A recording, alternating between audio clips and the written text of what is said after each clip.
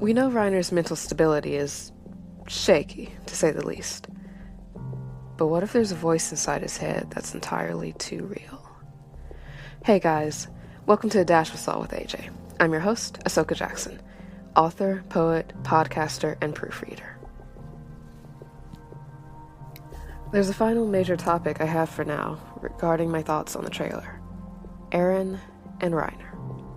Getting to hear that little preview of the voice acting for Season 4, especially that of Kajiyuki, Eren's voice actor, was such a freaking treat, and the exchange itself was so intense.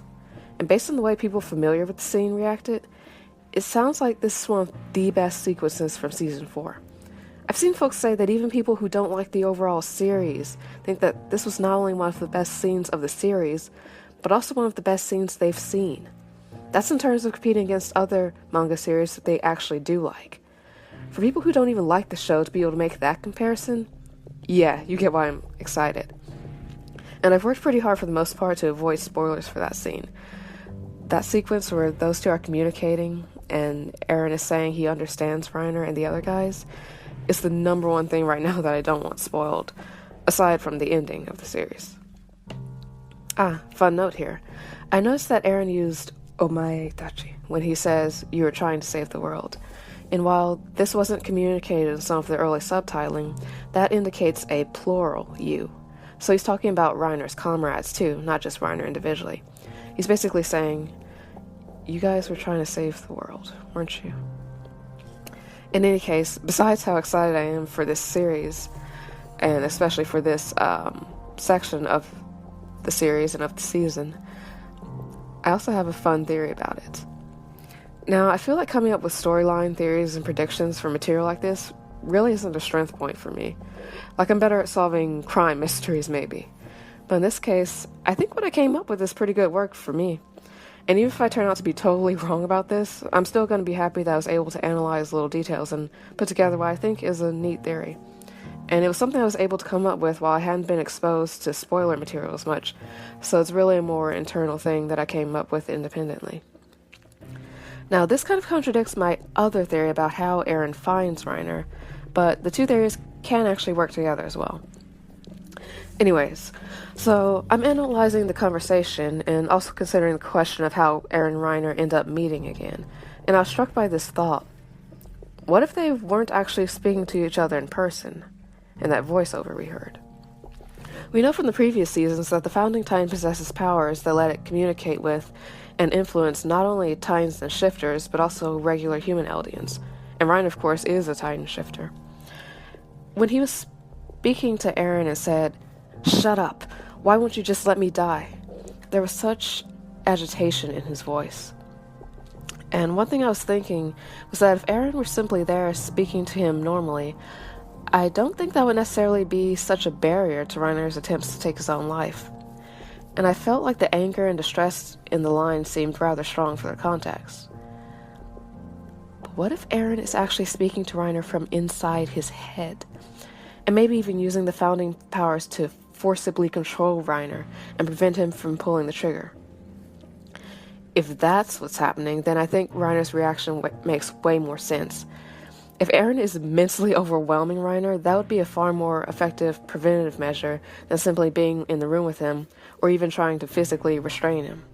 And I'm sure it'd be far more unpleasant and stifling for Reiner as well, to have a literal voice in his head that he can't shut off, speaking to him and maybe even controlling him physically, and perhaps making it hard to even focus or think. Actually, the ironic thing is that we know Reiner was already mentally unstable years ago, but Eren's presence now could well be part of why it's gotten so severe at this point. I absolutely adore Eren, but he does have issues, and has had them since he was a young child. And now he's gone through a whole lot of additional stuff. To be blunt, having both Eren and Reiner bouncing around inside the same head would be a whole lot of crazy for one skull. I honestly wonder if each factor is triggering the other. Is Eren intervening to prevent Reiner from offing himself? And is his intervention actually making Reiner even more desperate and miserable? Has he reduced Reiner to a semi-puppet at this point who can't do anything that Eren doesn't choose to allow? This could be some pretty intense stuff right here. I'm also thinking that this may play into how he locates Reiner. I am so curious about how the Founder's telepathic abilities actually work. What does Eren see and experience when he uses them? Is he simply projecting his voice into Reiner's head and able to hear his thoughts? Or is it closer to actually inhabiting or possessing Reiner, where he can actually see through his eyes, maybe perceive other senses as well, and maybe even control him in a way that feels about as simple as controlling Eren's own body, or perhaps controlling a Titan body? And maybe both the jail and the telepathy theories are correct, and they work together. Eren used the telepathy to at least get a rough location of where Reiner was, and then he allowed himself to be arrested so that he could be physically brought to where Reiner was. I do have one huge gap in all of this, though. While I fully believe we'll eventually get to see Eren unleash the full power of his Titans by the end of the story, and this is the final season, I don't know how the timeline for that actually goes, and whether he can access the necessary level of power to communicate telepathically like that, let alone physically control him, by the time that exchange with Reiner takes place. I don't even know if he actually does have that power level at that point in time, so that's a really big weak spot. But even so, I really like this idea, and I think it would just be so cool and intense to see play out. What about you guys? What thoughts and theories and questions do you have about this scene and the other parts I've mentioned? Plus anything I haven't covered. Okay, so a few quick notes about stuff I forgot to mention earlier in this series of reactions to the trailer. A. I feel like John is going to be really ticked off at Eren if he's gone AWOL, like I suggested earlier. As much as John doesn't want to admit it, I'm still convinced Eren played at least a small part in his ultimate choice to join the scout regiment. So if Eren leaves the very organization he persuaded John to join, I think John's going to have a thing or two to say about, and directly to, the son of a gun.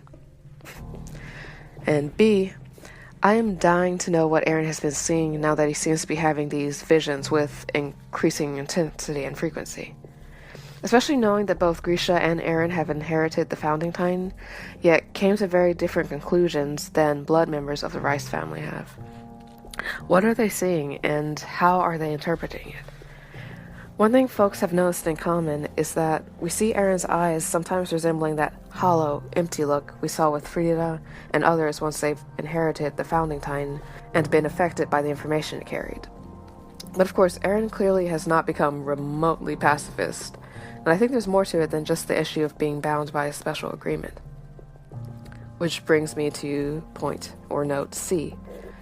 The deal made with the Founding Titan is probably the biggest thing that hints at the idea I mentioned earlier, that the original Titans, the human shifters, or both, retain their individuality even after being inherited by a successor. The stuff with the Rice family and the folks who fled happened after war and turmoil had been going on a good long while. Plus there's the whole Curse of Ymir factor. So, while I'm a little foggy recalling this off the top of my head, I'm pretty sure there were multiple inheritors that came before the king who fled, so he wouldn't have had direct physical access to the first Founding Titan, or the first inheritor through direct means. It would have had to be via some other method, like that whole concept I've mentioned of being able to commune with the Titans or the previous human inheritors.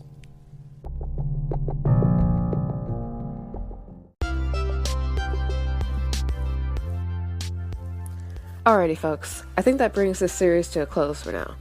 Like I said, I may have other episodes about this later though, or I may simply incorporate the additional material into the regular coverage I plan to do for Season 4 itself.